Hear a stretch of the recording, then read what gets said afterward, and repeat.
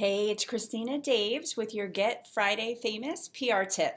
So today I want to talk about what happens if the media calls. What happens if you get that television interview? What do you wear? So my number one tip is watch the show. See what the hosts are wearing.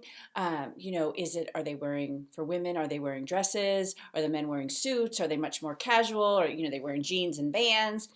Because you want to dress appropriate for your business, but also if they're super casual in tennis shoes, you don't want to come in a three-piece suit. You've got to, you would dress it down a little bit. Another thing to think about is bright colors. Men wear bright colored shirts. Women, bright colored dresses, bright colored shirts. That looks great on TV. And you'll notice that's what they wear. Stay away from any kind of patterns, busy things, because, with the television, that it reflects and does weird things to your eyes. So solid colors, bright colors, and pay attention to what they wear and dress accordingly so you fit in with them.